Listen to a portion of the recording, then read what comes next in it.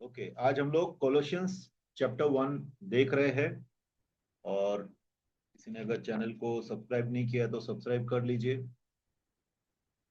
ताकि आपको biblical teachings, balance teachings मिल सके। ओके, तो that was for the viewers actually.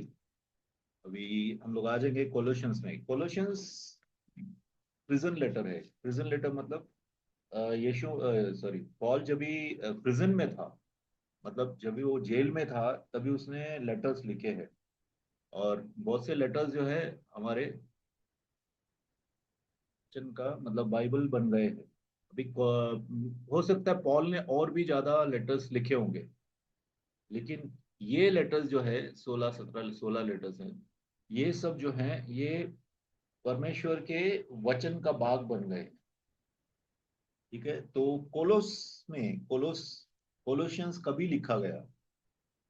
Colossians लिखा गया है लगभग 64 AD, मतलब यीशु मसीह के जीवने के 64 ईयर्स के बाद लिखा गया है। ठीक है, और इफिसियों के साथ, इफिशियंस के साथ और फाइलमन के साथ लिखा गया। फाइलमन का एक ही सिर्फ, फाइलमन सब लोग को मालूम रहेगा, फाइलमन का सिर्फ एक ही चैप्टर है। ठीक है, तो टिकिकस को दिया गया है। ये ऑथर पॉल है इसका। ठीक है, स्टार्टिंग से ही वो पॉल अपने बारे में ही उससे चालू करता है। अपन उधर आएंगे, वर्स टू वर्स हम लोग इंटरप्रेट परमेश्वर की आत्मा के द्वारा होगा।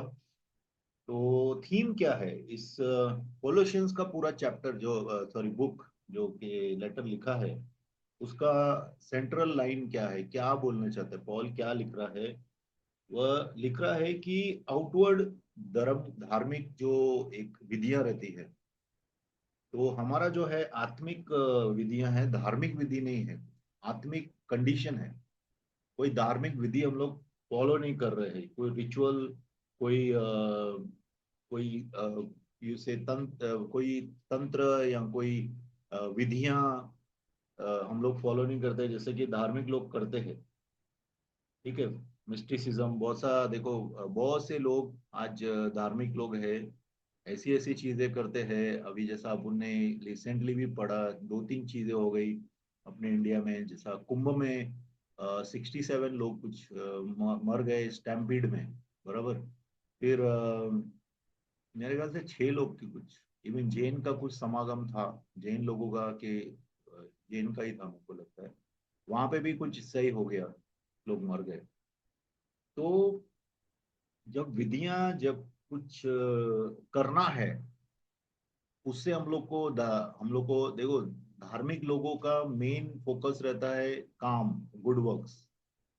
ठीक है, अच्छे काम, जैसा करेगा वैसा फल मिलेगा। वो अच्छे काम करो, लेकिन पुराने जो बुरे काम है उनको कौन ठीक करेगा? वो तो हो चुके हैं ना, उसको कैसा बदली करेंगे? इसके लिए हम लोग को यीशु मसीह का जरूरत है। तो ये जो कोलोशियंस है, कोलोशियंस का मेन थीम कि परमेश्वर में किस तरह से प्रैक्टिकल होलीनेस, कैसा हम लोग के जीवन में होना चाहिए, पवित्रता कैसी होनी चाहिए। ठीक है, जब तक कि परमेश्वर के नॉलेज में, परमेश्वर के साथ हम लोग आजमुदे में हैं। देखो, परमे यू कैन एक्सपीरियंस गॉड। आप गॉड को एक्सपीरियंस कर सकते हैं कि नहीं? यीशु मसीह को महसूस कर सकते हैं कि नहीं? कि दूर कहीं यीशु मसीह है, हम लोग नहीं उनको नहीं जानते, ऐसा है क्या? ऐसा नहीं है ना। हम लोग यीशु को हमारे बहुत ही करीब है, बराबर। तो बट धार्मिक लोग जो है वो ऐसे नहीं है। धार्मिक लोगों को एक तो क्या है कि they don't have experience of God, they have experience of some entities. क्योंकि ऐसा मत बोले कि वहां पे भी कोई एंटिटीज हैं, कोई आत्मिक चीजें, आत्माएं हैं। ठीक है, इसके लिए वो लोग उस सब में घुसे हुए हैं। But we are talking of God. हम लोग जो परमेश्वर की बात कर रहे हैं, वह सच में परमेश्वर है, जो स्वर्ग में बैठा है, तीसरे स्वर्ग में बैठा है। ठीक है, तो उसके साथ कैसा उसको एक्सपीरियंस करना, उसका नॉलेज रखना, उसमें बढ़ने का, ये सब बातें कुलोसियों में बता रहा है। ठीक है, तो अभी हम लोग देखेंगे वर्स बाय वर्स ये 51 बुक है बाइबल का, 4 चैप्टर हैं इनमें।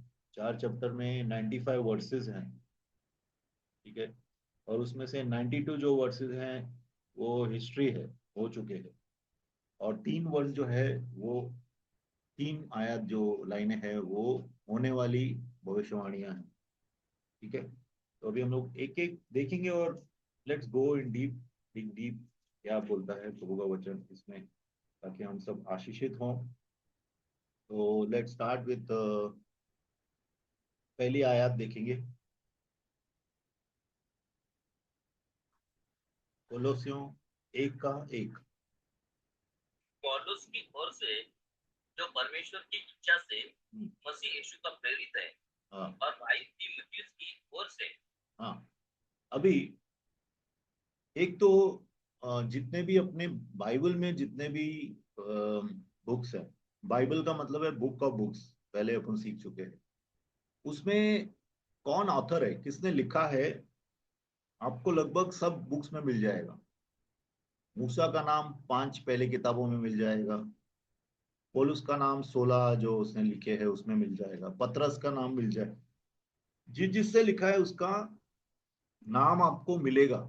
लेकिन हर एक धर्म ग्रंथ का, जो भी दूसरे धर्म ग्रंथ हैं, आपको जरूरी नहीं ऑथरशिप मिले, बराबर। कितना ही देखो आप, ऑथरशिप नहीं मिलता है कितना बार। यस, मिस्टिकल कहीं से तो अपीयर हो गया, कहीं से तो आ गया वो किताब, लेकिन यहाँ पे जो है ये लेटर्स सच में लिखे गए, पॉल ने लिखे हैं, इधर से जेल से लिखे हैं, कलीसियाओं के लिए लिखे हैं। और उसमें ऑथरशिप जो है, राइटर का नाम है कि किसने लिखा है। यहाँ पे पौलुस बोलता है कि अपोस्टल, अपोस्टल का मतलब क्या है, अपोस्टल मतलब प्रेरित, बराबर।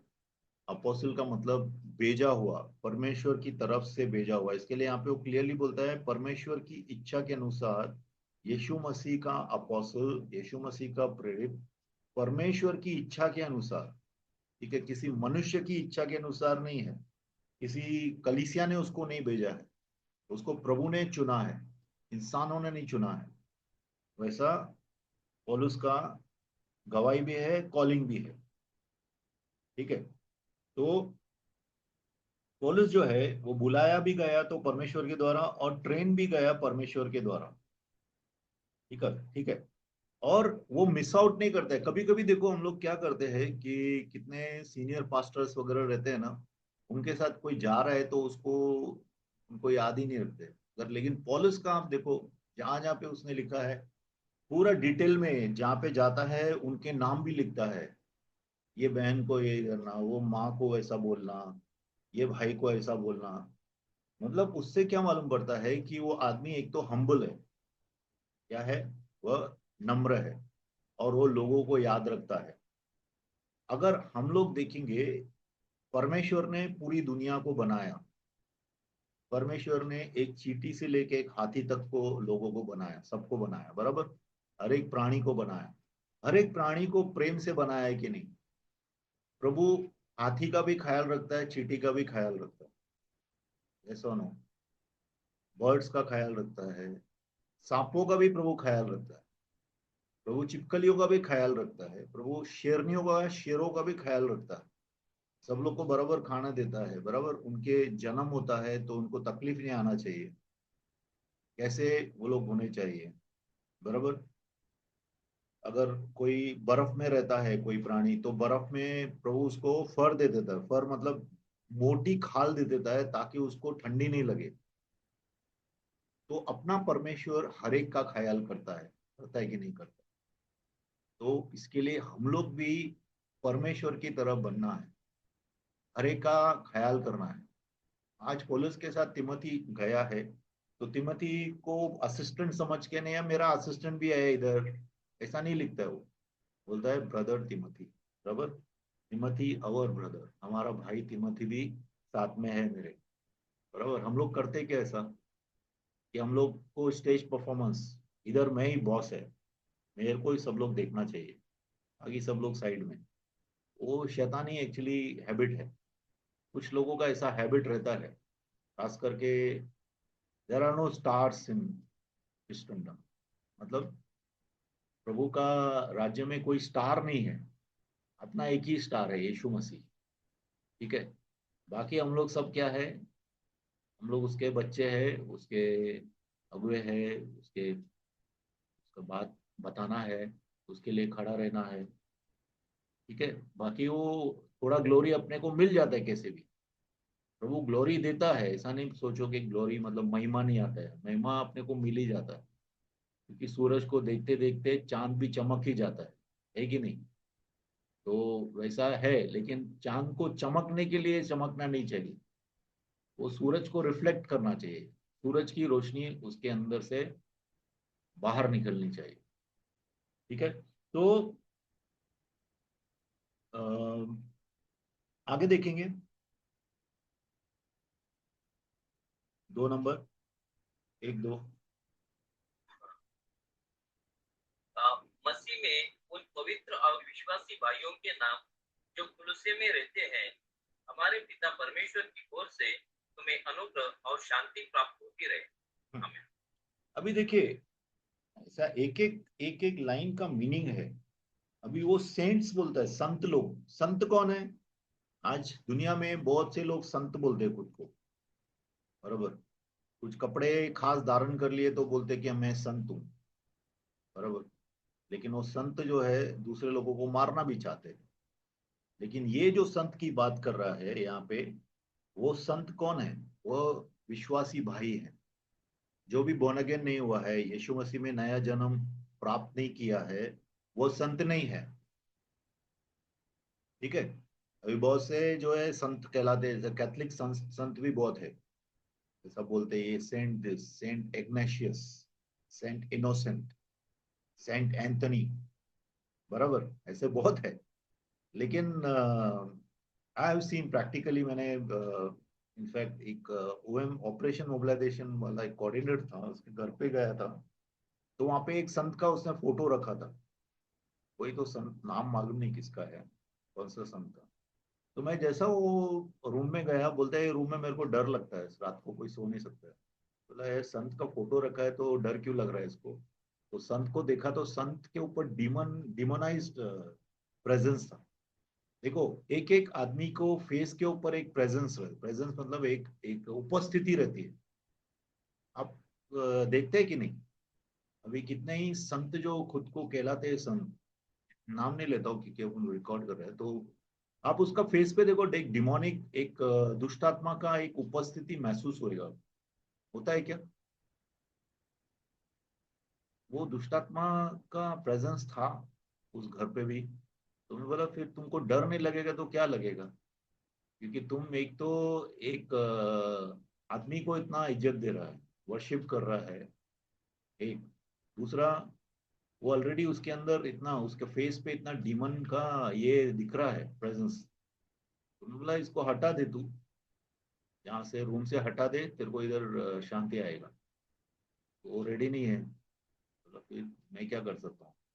यू कैन जस्ट सजेस्ट ना, आप सजेस्ट कर सकते हैं कि ये करो तो ठीक होएगा। तो उसका रूम में वो संत का फोटो था, इसके कारण वहां पे बहुत अ, शांति था, डर लगता था। तो to the saints and faithful brother, संत, अभी हम लोग संतगण हैं, हम लोग सब संत लोग हैं। है संत लोग हैं हम लोग के नहीं है? प्रभु का वचन बोलता है क्योंकि हम लोग विश्वासी भाई हैं, तो हम लोग संत लोग हैं। तो हम लोग संत हैं, वो भी यीशु मसीह में संत हैं। ठीक है। जो कुलूस के अंदर है, यहाँ पे बता रहे हैं कि कोलोस में, कोलोस क्या है? कोलोशियंस लिखा है, बराबर। कोलोसियों की पत्री। तो कोलोस एक जगह है। ठीक है। सब लोग को मालूम है लाउडिशिया? लाउडिशिया का नाम याद है क्या? नहीं? हम लोग ने लाउडिशिया पढ़ा था जब हम लोग रेवलेशन पढ़ रहे थे, प्रकाशित वाक्य। लाउडिशिया की कलीसिया को एक प्रभु ने लेटर लिखा था। वैसा ही लाउडिशिया के नजदीक ही कुलुस, कोलोस भी था। लेकिन ऐसा बोला जाता है कि जब ये लेटर लिखा गया और उसको भेजा गया, कुछ समय के बाद जो है, कुलुस जो है, कुलुस कलीसिया मतलब कुलुस का पूरा जो गांव या कस्बा रहेगा, वो पूरा का पूरा जो धरती के अंदर समा गया, मतलब वहां पे भूकंप आया था। तो कोलोस जो है नाश हो गया था। तो अभी रिसेंटली लाउडिशिया और कोलोस का जो है जगह जहाँ पे था वो फाइंड आउट किया वो लोग ने इसमें, क्योंकि ये सच में जगह है, ऐसा कुछ लिखा हुआ ऐसा नहीं है। कोलोस एक जगह थी जो कि नष्ट हो गई, वहां पे अर्थक्वेक आया और वहां से फिर से अभी वो लोग ने ढूंढ के निकाला है कि यहाँ पे कोलोस था और यहाँ पे लाउडिशिया था। ठीक है, और कैसा मालूम पड़ता है कि अर्थक्वेक आया था, क्योंकि पुराना राइटिंग्स है, यूसबीएस करके एक ये था, कौन था राइटर, चर्च फादर था यूसबीएस। उसने जो है वो लिखता है कि कोलोस जो है वह अर्थक्वेक से नष्ट हो गया था जगह। ठीक है, और यहाँ पे देखो क्लियरली लिखा है कि अनुग्रह और शांति पिता और पुत्र यीशु मसीह के द्वारा सबको मिलती रहे। तो त्रिएक परमेश्वर को कोई जुटला नहीं सकता है। आपके पास कोई भी आके बोले तो आप तैयार रहना है, त्रिएक परमेश्वर है। पहले तो हम लोग पहले ही सीख चुके हैं कि कल्ट वालों को एंटरटेन मत करो, क्योंकि वो लोग आपको फंसा देंगे। वो लोग ऐसी ऐसी बातें बोलते हैं यहाँ वहां से आदमी, क्योंकि वो उलझन की आत्मा है, कंफ्यूजन की आत्मा है, लोगों को कंफ्यूज करने के लिए वो लोग आते हैं। तो स्क्रिप्चर में, पूरे बाइबल में बहुत ज्यादा प्रूफ है कि त्रिएक परमेश्वर है। ठीक है, यहाँ पे भी दो लिखा है ना, अनुग्रह और शांति पिता की ओर से और प्रभु यीशु मसीह के द्वारा हम सब पे मिलती रहे। ओके, और अभी देखें हम लोग फेथ के बारे में क्या लिखता है। 3 से लेके पढ़ेंगे, 3 और 4 भी पढ़िए। 4। हम तुम्हारे लिए फिर प्रार्थना करके अपने प्रभु यीशु मसीह के पिता अर्थात परमेश्वर का धन्यवाद करते हैं, क्योंकि हमने सुना है कि मसीह यीशु पर तुम्हारा विश्वास है और सब पवित्र लोगों से प्रेम रखते हो। हमें अभी देखिए, एक कलीसिया को आप समझो, किसी कलीसिया में जाते हैं, खास करके जो प्रभु में सीजन्ड हैं, सीजन मतलब जो थोड़े प्रभु में आगे बढ़े हुए हैं। ठीक है, अगर किसी कलीसिया में जाते हैं तो कलीसिया की कंडीशन आपको मालूम पड़ती है क्या? ये कलीसिया में क्या प्रॉब्लम है, ये कलीसिया कैसा चल रहा है, पता पड़ता चलता है क्या? देखो, ये क्लियरली ये कलीसिया के बारे में बताता है, एंड सिर्फ सुन के उसको मालूम पड़ता है कि कलीसिया की हेल्थ कैसी है। कलीसिया की हेल्थ जानना बहुत जरूरी है। अभी सब लोग अपनी अपनी बॉडी को जानते हैं कि नहीं जानते? मैं बीमार हूं तो मुझे मालूम पड़ता है कि मैं बीमार हूँ, बराबर। हर एक को अपनी बीमारी या अपनी हेल्थ या और चीजें अपने सेहत के, अपने बॉडी के बारे में मालूम पड़ती है। वैसा ही परमेश्वर का शरीर है कलीसिया, यीशु मसीह का शरीर है। तो यीशु मसीह का शरीर अलग अलग जगहों पे कैसा चल रहा है, ये आप डेवलप करना है। अगर नहीं किया है, डेवलप करना है। देखो, क्रिटिसाइज नहीं करना, मैं नहीं बोल रहा हूँ कि आप किसी कलीसिया को क्रिटिसाइज करो, लेकिन कलीसिया को इवेल्युएट करना, ये कलीसिया में कैसा चल रहा है, ताकत है क्या, ये कलीसिया कैसा है। देखो, अभी वो कुछ चीजें बोलता है। अभी कुलिसियों की कलीसिया के ऊपर वो छह छह किस्म के आशीष देखता है। कौन? पौलुस। तो कौन सी आशीष है? सबसे पहला देखो, जैसा वर्स 4 में लिखा है, हम लोग ने सुना है, ठीक है, तुम्हारा यीशु मसीह में विश्वास और तुम्हारा प्रेम। ठीक है, तुम्हारा विश्वास, अ, यीशु मसीह में विश्वास, तुम्हारा सब संतों के लिए प्रेम।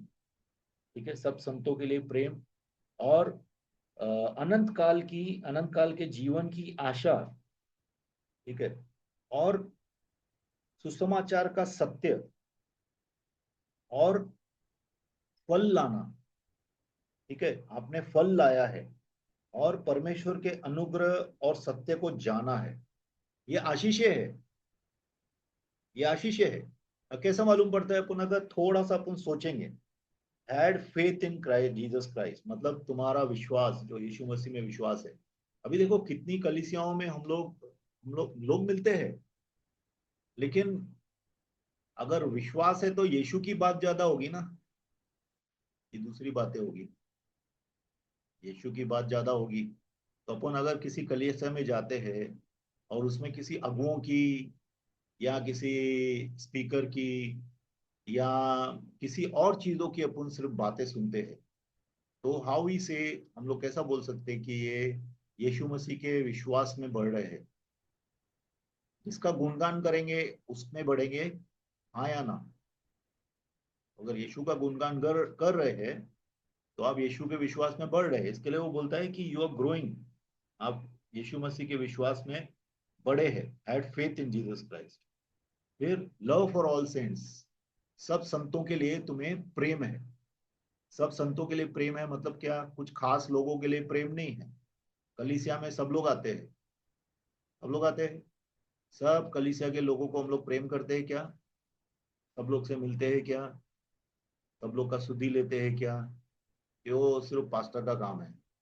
पास्टर सबका घरों में जाने का, पास्टर एक एक को फोन करने का, अरे मीटिंग में आ जाओ, बराबर, पास्टर का काम है ये, है ना?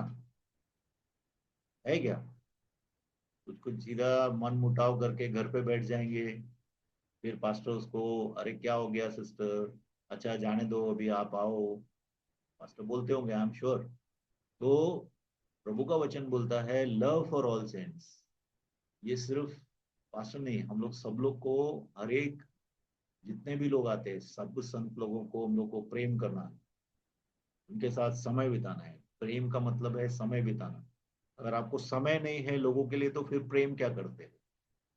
बराबर ना है? बड़े बड़े लोग हैं, डोनेशन देके जाते हैं, बोलते हैं लेकिन मुझे कॉल मत करना, मुझसे बात मत करना, वो लोग को टाइम नहीं है, उनको पैसा देना है बस, तो सोचते हैं कि यही प्रेम है। ऐसा नहीं है ना। यीशु मसीह सब कुछ होने के बाद राजाओं का राजा अपने साथ फेलोशिप करते थे क्योंकि वो हमसे प्रेम करते हैं। तो लव फॉर ऑल सेंट्स कैसा मालूम पड़ता है? पूरी कलीसिया हर एक को प्रेम करती है, हर एक को आदर से देखती है। हर एक कोई भी उसका स्टेटस देख के नहीं, क्योंकि वो किसी बड़ा कंपनी में बड़ा मैनेजर है इसके लिए नहीं, या कोई अच्छा गाड़ी लेके आता है इसके लिए नहीं, या कोई सोना डाल के आता है इसके लिए नहीं, लेकिन वो परमेश्वर में संत है, मेरा भाई है, मैं उससे प्रेम करता हूँ। और अगर तो मैं उससे बातचीत करूंगा, उसको हाल चाल पूछूंगा, तो वो करते होंगे, इसके लिए वो बोलता है कि लव फॉर ऑल सेंट्स, सब संतों के लिए तुम्हें प्रेम है। और कितना बार दूसरी कलीसियाओं को मदद भी करते होंगे वो लोग। फिर hope for eternal life, eternal life का होप कभी होता है? मतलब अनंत काल के जीवन की आशा अगर हमारे अंदर है तो हम खुशी से भरे रहेंगे। देखो, हमारी खुशी, हमारा आनंद बताता है कि हमें अनंत काल का जीवन की आशा है।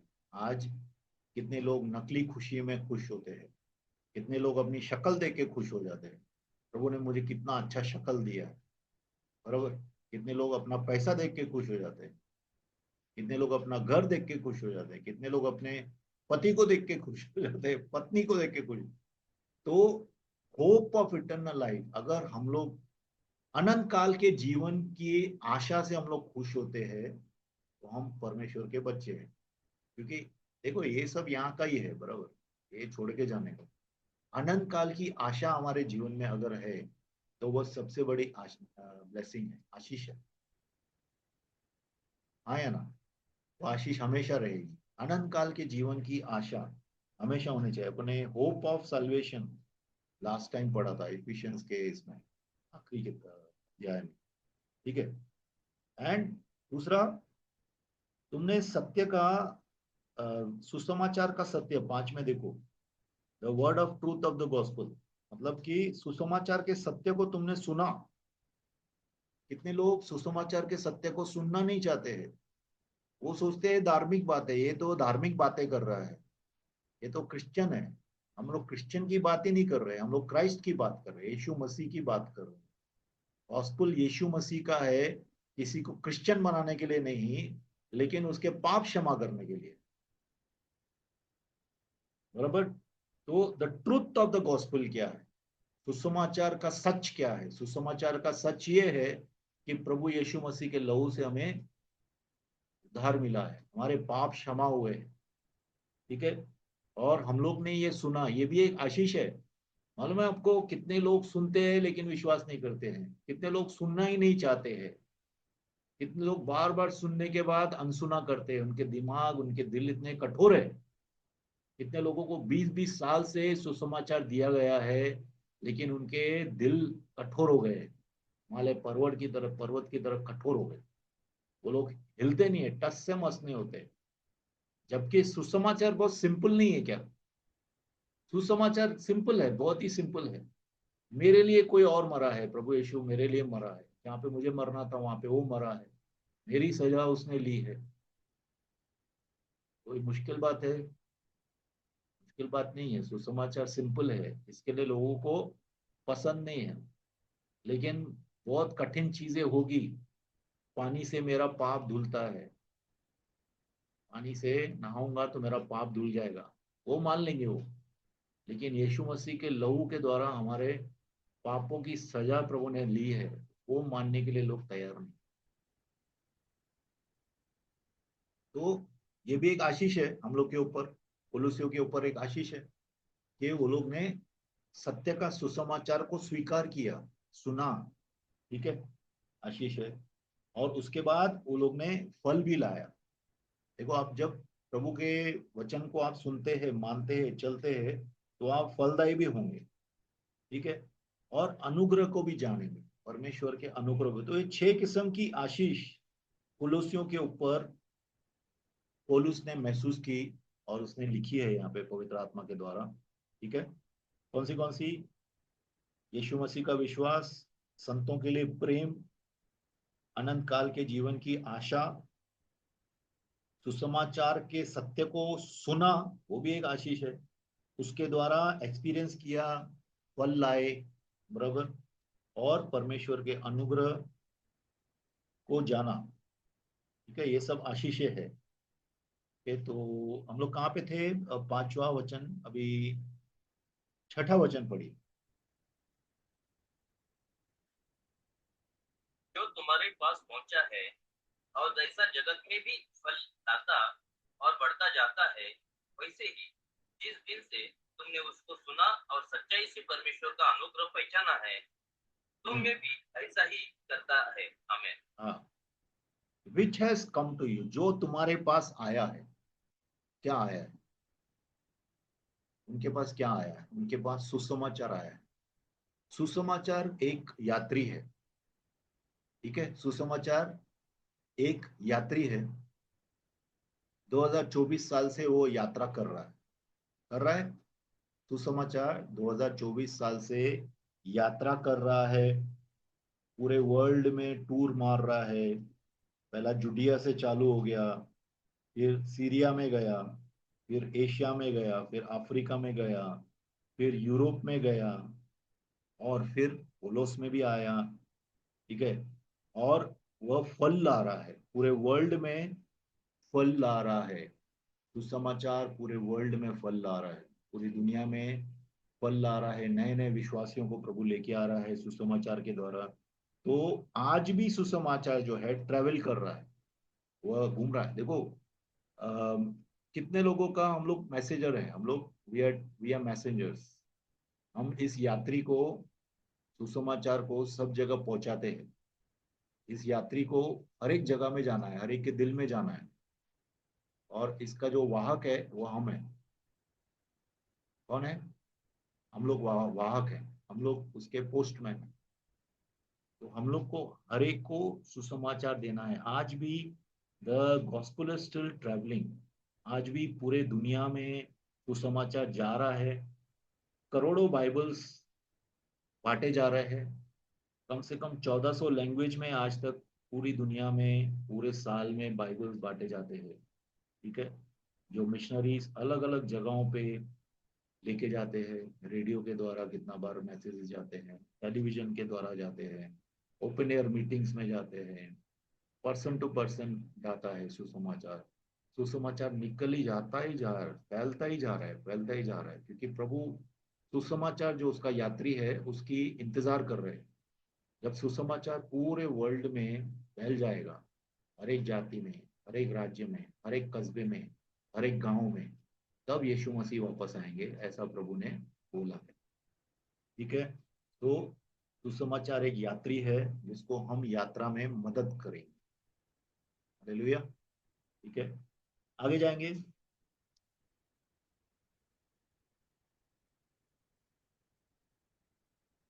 हाँ, उसी की शिक्षा तुमने हमारे प्रिय सहकर्मी इपफ्रास से पाई, जो हमारे लिए मसीह का विश्वास योग्य सेवक है।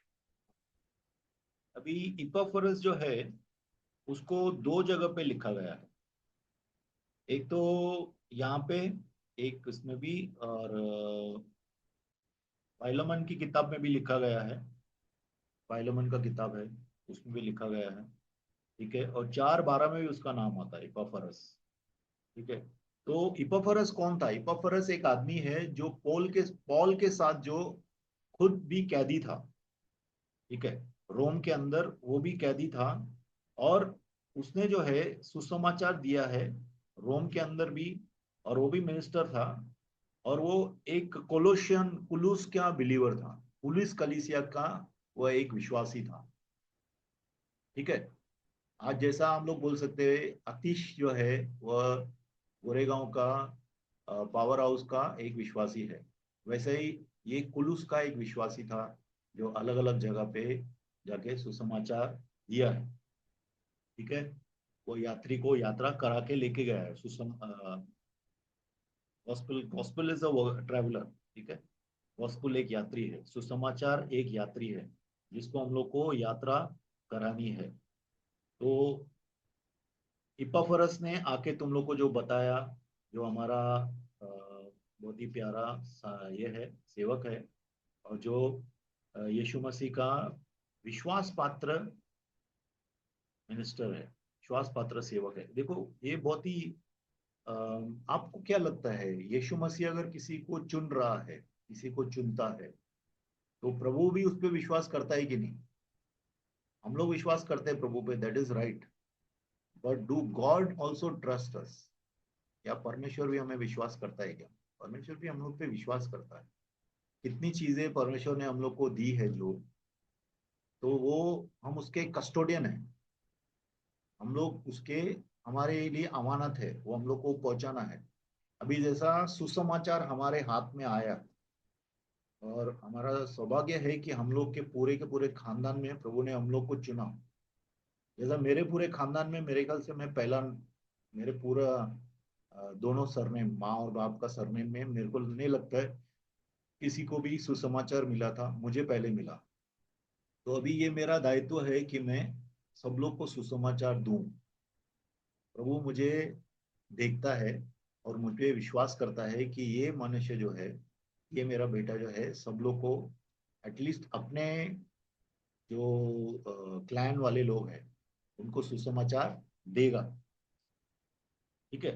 तो फेथफुल मिनिस्टर, परमेश्वर का विश्वास पात्र ये सेवक है, ऐसा पौलुस बोल रहा है। इसका मतलब वो विश्वास पात्रता दिखाया होगा बराबर ना? अगर विश्वास पात्र है तो विश्वास पात्रता दिखानी भी पड़ती है, दिखेगी ही। ठीक है, 8वां वचन देखेंगे।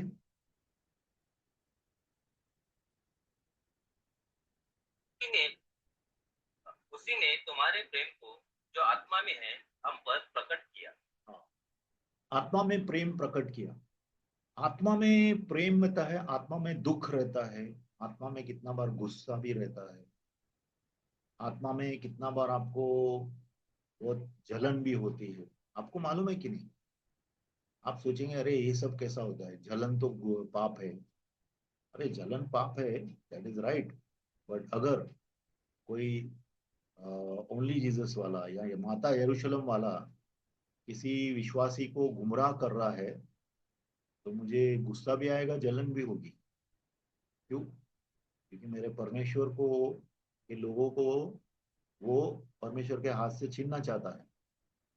तो एक आत्मा में प्रेम होता है, आत्मा में गुस्सा भी होता है, आत्मा में एक डर भी होता है। आत्मा में बहुत सी चीजें होती है। आत्मा कितना बार हम लोग को ऐसे इमोशंस देता है, हम ऐसी भावनाएं देता है जो परमेश्वर महसूस कर रहा है। कितना बार परमेश्वर की भावनाएं हम महसूस करते हैं आत्मा के द्वारा। तो यहाँ पे भी लव इन द स्पिरिट, आत्मा के अंदर प्रेम, आत्मा के अंदर प्रेम बहुत ही अनोखा है।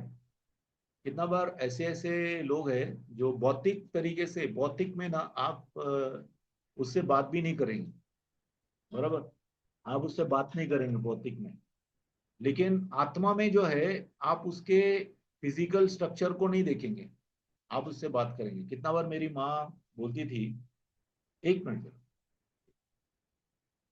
Hello, hello. हाँ शीला, मेरा ऑनलाइन ये चालू है मीटिंग। अच्छा अच्छा, ठीक है। हाँ। तो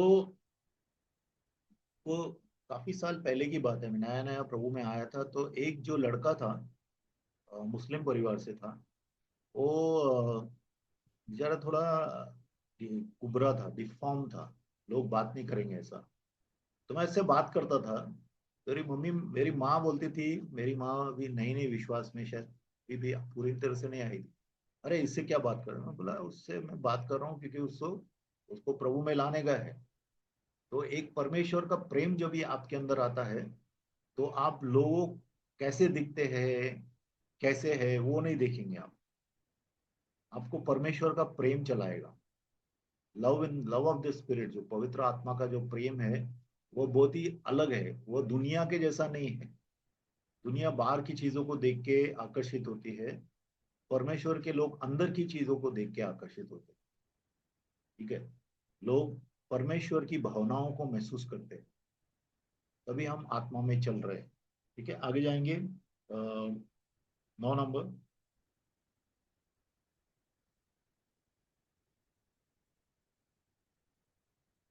एक का 9। इसलिए जिस दिन से यह सुना है, हम भी तुम्हारे लिए यह प्रार्थना करने और विनती करने से नहीं चूकते 11 तक पढ़िए। कि तुम सारे आत्मिक ज्ञान और समझ सहित परमेश्वर की इच्छा की पहचान में परिपूर्ण हो जाओ, ताकि तुम्हारा चाल चलन प्रभु के योग्य हो और वह सब प्रकार से प्रसन्न हो, और तुम में हर प्रकार के भले कामों का फल लगे और परमेश्वर की पहचान में बढ़ते जाओ, और उसकी महिमा महिमा की शक्ति के अनुसार सब प्रकार के सामर्थ्य से बलवंत होते जाओ, यहाँ तक कि आनंद के साथ हर प्रकार से धीरज और सहनशीलता दिखा सको। हमें अभी यहाँ पे जो है, पॉल पॉल जो है, पौलुस पौलुस परमेश्वर के जो भी दास लोग रहते हैं, वो ज्यादा कलीसियाओं के लिए, कलीसिया के लिए प्रार्थना में रहने चाहिए। यहाँ पे वो पहले कोलुस का पूरा कंडीशन बताता है कि कोलुस का क्या टेस्टिमनी है, कोलुस कलीसिया की लोगों के बीच में क्या टेस्टिमनी है। जैसा हमारी कलीसिया की जो गोरेगा में है, हमारी टेस्टिमनी लोगों के बीच में क्या है, very important it is, it's very important, बहुत इंपॉर्टेंट है। ठीक है, लोग हम लोग को कैसे देख रहे हैं, देख रहे हैं मतलब अगर वो दुनिया के हिसाब से देख रहे हो दूसरा बात है, लेकिन आत्मिक तरीके से वो लोग क्या जानते हैं, क्या देखते हैं।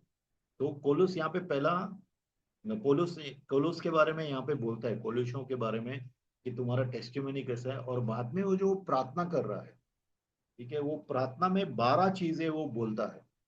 ये जो 9 आयत से लेके 11 आयत तक जो बोला है, वो 12 किस्म की प्रार्थनाएं, प्रार्थना के बारे में वो प्रार्थनाएं कर रहा है कोलोसों के लिए। क्या क्या कर रहा है अभी देखेंगे, कि तुम परमेश्वर की इच्छा की ज्ञान से भर जाओ। देखो, परमेश्वर के साथ, परमेश्वर के लिए हम लोग कब चल पाएंगे, जब परमेश्वर की इच्छा हम जानेंगे। तो इसके लिए वो प्रार्थना कर रहा है कि परमेश्वर की इच्छा तुम पे जाहिर हो जाए। ठीक है, फिर परमेश्वर की इच्छा जाहिर हो गई, तो परमेश्वर की इच्छा पूरी करने के लिए परमेश्वर की अक्ल की जरूरत है। तो be filled with all wisdom, परमेश्वर की अक्ल से भर जाओ। फिर आत्मिक अंडरस्टैंडिंग आए तुम लोग को, आत्मिक जो है ज्ञान आए, अंडरस्टैंडिंग आए, समझ आए। देखो, आत्मिक समझ नहीं आएगी तो हम सब भौतिक चीजों में ही लगे रहेंगे, अरे इसका काम नहीं हो रहा है, ये प्रभु में आ गया इतना साल से, क्या हो गया इसको, कुछ नहीं हो रहा है, हम लोग ऐसा ही देखते रहेंगे, बराबर। और अपने घर वाले भी जो अविश्वासी है ना, हम लोग को यही टोच मारते हैं, तू यीशु में है, तेरा क्या हो रहा है, इतना साल से कर रहा है, क्यों नहीं हो रहा है। लेकिन आप आत्मिक समझ के रहेंगे तो आप उनकी बातों में नहीं आ जाएंगे। ठीक है, ये बहुत इंपॉर्टेंट है, आत्मिक समझ होना बहुत ही इंपॉर्टेंट है हमारे लिए। हैव स्पिरिचुअल अंडरस्टैंडिंग, आत्मिक समझ होनी चाहिए, और परमेश्वर के लायक हमारा वॉक होना चाहिए। परमेश्वर में देखो, परमेश्वर के राज्य में हम लोग बराबर चल रहे हैं, बहुत इंपॉर्टेंट है। बहुत से लोग बोलते हैं मैं यीशु में आ गया, भी क्या बस हो गया ना, ठीक है ना, अभी सिर्फ मैं पेरीफ्री में चलूंगा, मतलब जो जो मिनिमम चाहिए यीशु मसीह में रहने के लिए उतना मैं करूंगा। वो दिल से प्रभु से प्रेम नहीं करते, पूरे दिल से।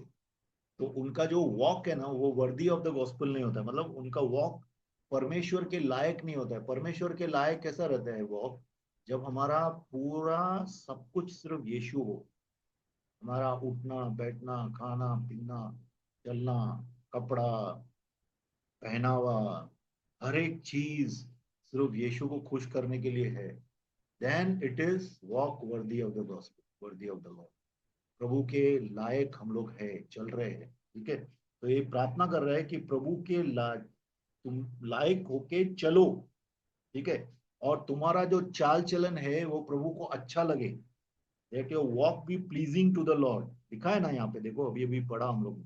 तुम्हारा जो चलना है फुली प्लीजिंग हिम, पूरी तरह से यीशु मसीह को खुश करके चले। ठीक है, संतुष्ट तो नहीं कर सकते, परमेश्वर को संतुष्ट करना बहुत ही मुश्किल है, लेकिन प्रभु को हम लोग खुश कर सकते हैं, प्रभु के अनुग्रह में रह के खुश कर सकते हैं।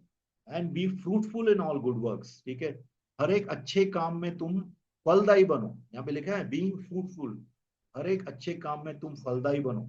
जो भी अच्छा काम कर रहे हैं ना, प्रभु उसको बढ़ाता है। हमेशा याद रखना कि जब भी आप कोई परमेश्वर के लिए काम कर रहे हैं, उसमें परमेश्वर का आशीष आता ही है, और वह चीज जरूर बढ़ती है। ये परमेश्वर का प्रॉमिस है। इवन आज भी मैंने एक प्रेयर किया भजन संहिता 1 में क्या बोलता है कि जो दिन रात परमेश्वर के वचन पे मनन करता है, जो भी वो करेगा वो बढ़ेगा, वो फलदायी होगा। तो परमेश्वर के कामों में फलदायी हो। ठीक है, और परमेश्वर के ज्ञान में आगे जाए, परमेश्वर के ज्ञान में भी बढ़ना है। देखो कितने लोग परमेश्वर के ज्ञान में अटक जाते हैं। प्रभु का रेवलेशन प्रोग्रेसिव है, मतलब आगे जाना है, प्रभु का ज्ञान में प्रभु के प्रकाशन में अपन आगे आगे जाना है। एक ही चीज में अपन अभी तक हम लोग को जो मालूम था, गिफ्ट ऑफ टंग्स है, चलो अन्य भाषा बोलते हैं संतुष्ट हो गए। अभी अन्य भाषा में भी लेवल्स है ना, अन्य भाषा में लेवल्स कैसे है? अन्य भाषा लगातार आप करते रहेंगे तो आपकी अन्य भाषा भी बदली होती जाती है। तो level to level, glory to glory बढ़ना जरूरी है। यीशु मसीह में एक जगह रुकना नहीं है, आगे जाना है। इसके लिए यहाँ पे लिखा है increase in the knowledge of God, Yeshu Masih के ज्ञान में बढ़ जाओ। ठीक है, ये वो विश्वास प्रार्थना कर रहा है। और यीशु मसीह के सामर्थ्य में सामर्थ्य हो जाओ, be strengthen in the in with all might. ठीक है, यीशु मसीह के सामर्थ्य में हम लोग सामर्थ्य बनना है, तभी हम लोग दुष्ट का मुकाबला करेंगे। ठीक है ना, इवन अपन इफिशियंस 6 में भी वही देखा, B strong in the Lord. ठीक है, यीशु मसीह में मजबूत बन जाओ। अपने अंदर हम लोग मजबूत नहीं है, लेकिन यीशु मसीह में हम लोग मजबूत है। अपने अंदर अपना कोई औकात नहीं है, लेकिन यीशु मसीह में हम लोग का औकात है, हमें अथॉरिटी है, वो हम लोग को जानना है। ठीक है, हैव हिज ग्लोरियस पावर, परमेश्वर के महिमा भरे ताकत से ताकत हमारे ऊपर हो। और फॉर ऑल पेशेंस, देखो सब्र हो। एक बार हमेशा परमेश्वर का एक गुण जो है जिसके कारण आज भी दुनिया कायम है, वह है सब्र।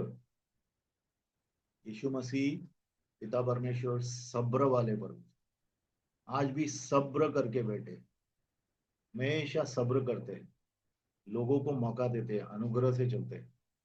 तो हम भी सब्र वाले, हर एक किस्म में सब्र रखें, पेशेंस रखें। ठीक है, सब्र रखेंगे तो हम देखेंगे फल भी आएगा। ठीक है ना, जो सब्र रखता है वो किसान फल लाता है। ठीक है, have all long suffering, long suffering मतलब तकलीफ सहना। बहुत ज्यादा तकलीफ सहने के लिए तैयार रहें। ठीक है, मैं नहीं बोल रहा हूँ कि फटके पड़ेंगे तो उसका तकलीफ नहीं। कितना बार बहुत सी चीजों से तकलीफ होती है। कितने लोग आपको बहुत तकलीफ देते हैं सिर्फ वचन के द्वारा, लुक्स के द्वारा, मतलब देखते हैं आपको ऐसा, आपको तकलीफ होती है। तो प्रभु का जो बच्चा है वो सहनशील होगा। एक तो बहुत सहनशील होगा। वो एक प्रार्थना कर रहे हैं कि तुम सहनशील हो जाओ और तुम सफर करो। ठीक है, क्या लिखा है उसमें लास्ट 11 वचन में, हिंदी में? और की शक्ति के अनुसार, महिमा की शक्ति, उसकी महिमा की शक्ति के अनुसार सब प्रकार की सामर्थ्य से बलवंत होते जाओ, यहाँ तक कि आनंद के साथ हर प्रकार से धीरज और सहनशीलता दिखा सको। हाँ, सहनशीलता, धीरज और सहनशीलता दोनों बहुत ही इंपॉर्टेंट है। ठीक है, एक तो धीरज, अगर धीरज रखेंगे तो स्वर्ग देखेंगे। ठीक है, एंट्री पर प्रभु के राज्य में फटाफट मिलती है, लेकिन उसमें टिके रहना धीरज के द्वारा होता है। धीरज रखना, सहनशीलता रखना। बच्चे लोग ठीक नहीं है, पत्नी ठीक नहीं है, पिताजी ठीक नहीं है, भाई बहन बराबर नहीं है, कलीसिया में बराबर नहीं है, जो भी कुछ हो रहा है उस सब में सहनशील रहो और धीरज रखो। तो एक दिन आप जरूर फल देखेंगे उसका, क्योंकि ये परमेश्वर के गुण है। सहनशीलता और धीरज ये परमेश्वर का गुण है। ये बहुत ही बहुमूल्य गुण है, जिसके कारण पूरी दुनिया आज भी कायम है। ठीक है, तो वो ही हम लोग भी रखना है। अगर ये रखेंगे तो परमेश्वर का खुशी खुद ब खुद ही आपके अंदर आएगी। परमेश्वर का जॉय जो है ना, परमेश्वर का खुशी आएगा और वो आपको सस्टेन करेगा, वो आपको बनाए रखेगा। इसके लिए हम लोग बोलते हैं ना कि प्रभु का आनंद है मेरी ताकत। क्यों है? क्योंकि अंदर से प्रभु हम लोग को आनंद में चलाता है, लोगों को मालूम नहीं पड़ता है। आज कितने लोग जो है ना सरप्राइज होते हैं, आपसे सरप्राइज होते होंगे, आई एम श्योर सरप्राइज होते होंगे। अरे ये इतना आनंद में कैसा रहता है, इतना तकलीफ है फिर भी ये शांत कैसा रहता है, कुछ बोलता क्यों नहीं, फ्रस्ट्रेट क्यों नहीं होता? क्यों नहीं होता है? क्योंकि मेरा प्रभु फ्रस्ट्रेट नहीं होता है, मेरा प्रभु अशांत नहीं होता है, क्योंकि उसने बोला है मैं तुझे अपनी शांति देता हूँ। तो ये सब आशीष जो है, 12 किस्म की आशीष वो प्रार्थना में मांगता है कुलुसियों की कलीसिया के लिए। हालेलुया। ठीक है, और देखेंगे अभी 12 और 13 देखते कितना तक जा सकते हैं। 1:12। और पिता का धन्यवाद करते रहो, जिसने हमें इस योग्य बनाया कि ज्योति में पवित्र लोगों के साथ विरासत में सहभागी हो। उसी ने हमें अंधकार के वश से छुड़ाकर अपने प्रिय पुत्र के राज्य में प्रवेश कराया। हाँ, देखो, हम लोग का जो पोजीशन है ना वो कोई हिला नहीं सकता है। अभी कितना लोग, ये लोग बोलते हैं कि अरे इन लोग का ब्रेन वॉश किया गया, अभी ये लोग को फिर से अपन इसमें लेके आएंगे। वो पॉसिबल नहीं है। क्यों? क्योंकि एक जो आदमी जन्म ले लिया है, नया जन्म जिसका प्राप्त हो चुका है यीशु मसीह में, वो फिर कैसे मर सकता है? वो कभी मर नहीं सकता। क्यों? तो हम लोग को एक पोजीशन दिया, प्रभु ने एक पोजीशन दिया है। ठीक है, प्रभु ने हम लोग को अपने लायक बनाया है। ठीक है, प्रभु ने हम लोग को अपने लायक बनाया, हम लोग को क्वालिफाई किया है। क्वालिफाई का मतलब हम लोग को लायक बनाया है प्रभु ने, कि हम लोग प्रभु की विरासत के लोग बने। प्रभु की विरासत उसके संतों में है। प्रभु की विरासत कोई खास लोगों के बीच में नहीं है। हम लोग प्रभु के वारिस हैं, क्योंकि प्रभु ने हम लोग को दत्तक लिया है। हम लोग परमेश्वर के दत्तक पुत्र हैं, एडॉप्टेड चिल्ड्रन हैं। और प्रभु ने हम लोग को क्वालिफाई किया है उसके लिए। ऐसा ही नहीं लिया, क्वालिफाई किया है, पक्का क्वालिफाई किया है। कोई खाली प्रॉमिस नहीं है प्रभु का। यीशु मसीह ने खून बहाया और खून बहाने के द्वारा, मरने के द्वारा उसने हम लोग को जिलाया। तो आज हम लोग यीशु मसीह में आ गए हैं। और हम लोग को, आप कितना बार बोलते हैं अरे दुष्टात्मा मेरे को तंग कर रहा है, ये कर रहा है, वो कर रहा है। अरे प्रभु का जो ताकत आया है जिससे आपको, आप डूबे हुए थे, हम तो शैतान के चंगुल में ही नहीं थे, समुन्द्र में उसके डूबे हुए थे। और हम खुद शैतान ही थे, शैतान के ही नेचर को लेके चल रहे थे। लेकिन यीशु मसीह आए और उस कीचड़ से हम लोग को बाहर निकाल के साफ किया। ठीक है, साफ किया और अपने राज्य में लेके आए, जो रोशनी का राज्य है। हम लोग अंधकार के राज्य से रोशनी के राज्य में आए। कभी आपको, जब यीशु में नहीं थे, आपको कुछ मालूम था क्या शैतान क्या होता है, पाप क्या होता है? मालूम था? कुछ मालूम नहीं था। पाप क्या होता है, शैतान क्या होता है, कभी हम लोग को मालूम पड़ा पाप और शैतान के बारे में? जब हम यीशु मसीह में आए, जब प्रभु ने हम लोग को पाप और शैतान से बाहर निकाल दिया, अंधकार की ताकत से निकाल दिया, तब हमें समझ में आया कि अंधकार भी होता है। आज पूरी दुनिया में लोग अंधकार में चल रहे हैं, लेकिन उनको पता ही नहीं है कि अंधकार है। क्योंकि अंधकार का मतलब है ब्लाइंडनेस। अंधे आदमी को कुछ दिखाई नहीं देता है। अंधा आदमी सोचता है कि अंधकार ही सब कुछ है। बराबर, गटर में है, लेकिन उसको लगता है ये गटर ही गार्डन गार्डन है। ये गटर नहीं है, ये गार्डन है। बराबर, अच्छी अच्छी चीज मैं खा रहा हूँ, अच्छे कपड़े पहन रहा हूँ, नई नई औरतों से मिल रहा हूँ, अच्छे अच्छे वाइन पी रहा हूँ, तो उसको लगता है ये सब कुछ है, स्वर्ग है। लेकिन जब प्रभु में आता है, तब उसको मालूम पड़ता है कि ये सब मैं जो कर रहा था वो तो पाप था, अंधकार का गुलाम था। बॉटल के बिना नींद नहीं आता था, बॉटल पीने के बाद मुझे नींद आता था। आज बिना बॉटल के मैं सोता हूँ। बराबर, मुझे किसी औरतों के पास जाना नहीं पड़ता है, मैं अपनी पत्नी से फेथफुल हूँ। ये सब क्यों हुआ? क्योंकि प्रभु ने हम लोग को अंधकार से बाहर निकालकर रोशनी का बेटा बनाया, अपने रोशनी में लेके आया। तो अभी छुटपुट कभी अपने को दुष्टात्माएं तंग करती है, लेकिन अंधकार के चंगुल में नहीं है हम, अंधकार के पंजे में नहीं है। ठीक है, शैतान कोशिश करता है।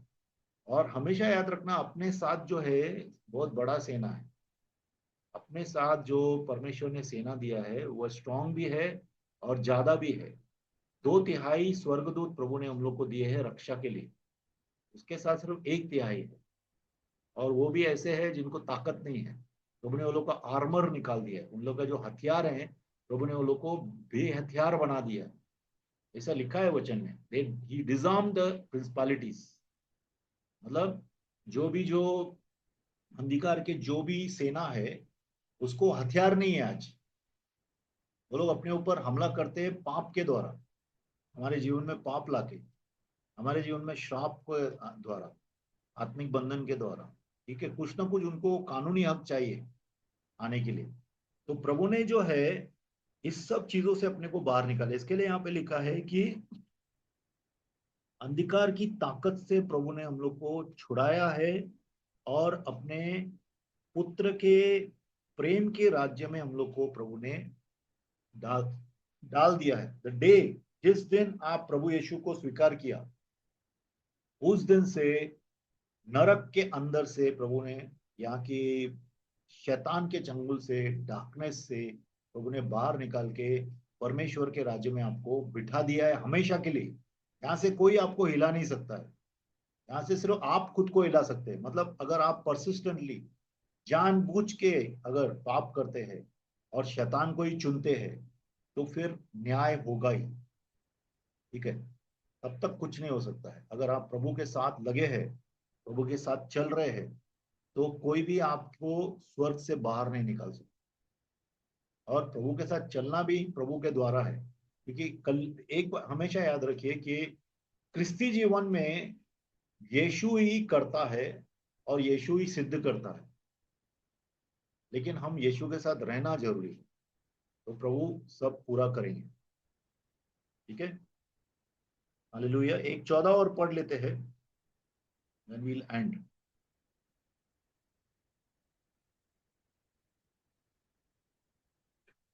जिसमें जिसमें हमें छुटकारा अर्थात पापों की क्षमा प्राप्त होती है। हमें हाँ, यीशु मसीह के लहू के द्वारा हमें छुटकारा, यानी पापों की क्षमा। देखो, हम लोग का शैतान के सामने कुछ हम लोग का अकाउंट नहीं है, हमेशा याद रखो। कभी भी शैतान के सामने हम लोग को कोई अकाउंट देने का जरूरत ही नहीं है। अगर हम लोग गुनाह करते हैं तो परमेश्वर के खिलाफ गुनाह करते हैं। हमारा न्याय परमेश्वर करने वाला है, शैतान नहीं करने वाला है। इसके लिए कितना बार कान में बहुत चीजें बोलते हैं दुष्ट आत्माएं, तूने ये किया, वो किया, ये किया। बोलने का तू चुप रहे, मैं तेरा बेटा नहीं हूँ, मैं परमेश्वर का बेटा हूँ, वो मेरा न्याय करने वाला है। अविश्वासियों का भी न्याय परमेश्वर करने वाला है, ठीक है ना। तो इसके लिए वहां पे उसको शट आउट कर देने का, उसको चुप करा देने का कि मैं परमेश्वर के सामने दोषी हूँ, परमेश्वर मेरे को क्षमा कर रहा है। परमेश्वर का क्षमा का दरवाजा कभी भी बंद नहीं होगा। जब तक आप जिंदा हैं, जब तक हम जिंदा हैं, तब तक परमेश्वर के क्षमा का दरवाजा कभी भी बंद नहीं करेगा प्रभु। ऐसा कोई भी पाप नहीं है जो प्रभु क्षमा नहीं कर सकता, या क्षमा नहीं करेगा। प्रभु हर एक पाप क्षमा करेगा, ठीक है। अभी आप बोलेंगे पवित्र आत्मा के खिलाफ पाप है, वो क्षमा नहीं होता है, बराबर है ऐसा।